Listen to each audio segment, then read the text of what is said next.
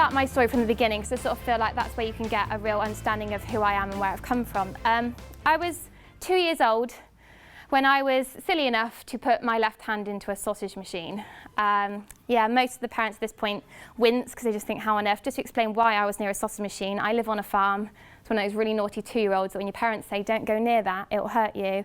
I go do it anyway because I think it'll be quite interesting. Curiosity is probably my biggest issue.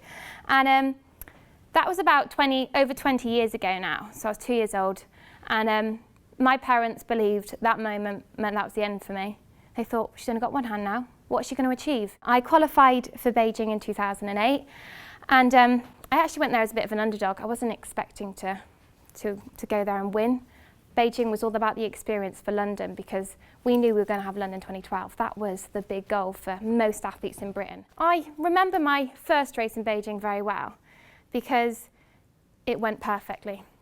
Walked out, saw the crowd, just took it all in, dived in for my race, and when I say I'm in the zone, you know what I mean? Yeah, you're in that Usain Bolt moment where nothing stops you. Well, I dived in for my heat. Next thing I remember is touching the wall, looked back at the scoreboard. My face was on the scoreboard, and I was like, oh my God, why is my face on the scoreboard?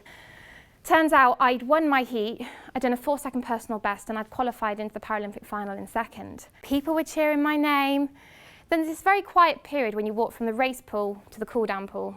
And that little quiet moment was probably a bad thing for me because I realised that I was suddenly the one to be beaten. I was suddenly one of the favourites. And this pressure just hit me like I wasn't prepared for. Didn't eat, didn't sleep, didn't recover properly, didn't drink enough, came back for my final in the evening.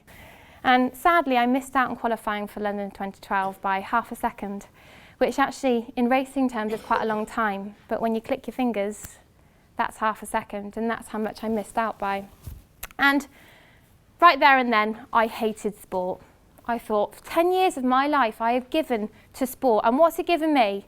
5th place at the Paralympics, a few trips away abroad, but I've missed the one event that I wanted to be a part of. And I thought, actually no. Sport has been the most influential thing in my life. Sport has given me the confidence to meet new people, to go to university, to represent my country and stand up to the people that say, you can't swim, you've only got one hand, you can't run or catch or whatever because you've got a disability. On a more personal note, off the back of London, I have continued to be involved with the media and with BBC because they also saw the light and realised people want to watch Paralympic sport and people want to see it on our TVs. And so they've now given me a role as sports reporter, leading Paralympic reporter, which means I get to go out and film these amazing people while they're training their asses off for Rio and make them household names. And I think for me that is a responsibility I'm taking on board. It's a responsibility that you guys should take as well, whether you're following them on Twitter or you're watching them on the TVs or you're going to go buy tickets to see their next match or event that they're at.